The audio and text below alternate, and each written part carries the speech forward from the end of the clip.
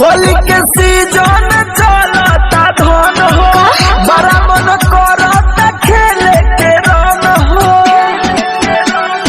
अरे बड़ा मन करता हो, होली के सीजन चलता धन हो, बड़ा मन करता खेले के रन हो।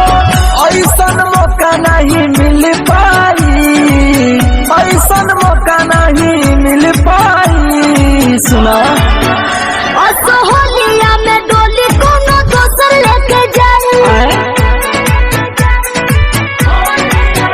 हमरा गोलिया में रंग कोनो दोसर लगाई। अब पहले वाला मजा नहीं तोहरा भेटाई। होलिया में डोली कोनो दोसर लेके जाई, होलिया में डोली कोनो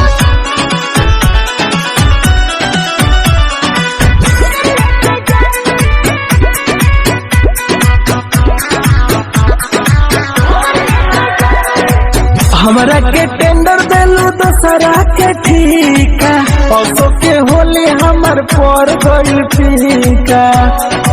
अब की बार छूछे बिता देल होली हमार हो। पर साल हमरा गलिया में लगइल फूलन, अब आशा छोड़ो यार ना गली तोहर दर। होलिये में बन गइलू हर जाई, होलिये में बन गइलू हर जाई।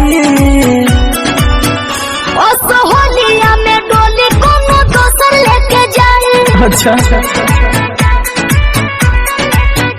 हमरा गलिया में रंग कोनो दोसर लगाई। अब पहले वाला मजा नहीं तोहरा भेटाई। होलिया में डोली कोनो दोसर लेके जाई।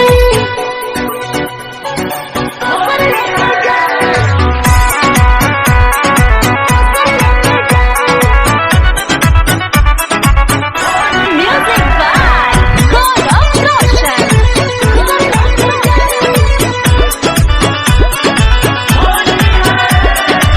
फागुन के सीजन में दे देलू धोखा, तू ही बताव रंग में के कर खोता। अरे बोला ना हो, बोलत खैनी तू। हमरा तो मनो मेहरा के अब चले शासन हो, अच्छा उहे रंगवा लगा के करी है उद्घाटन हो।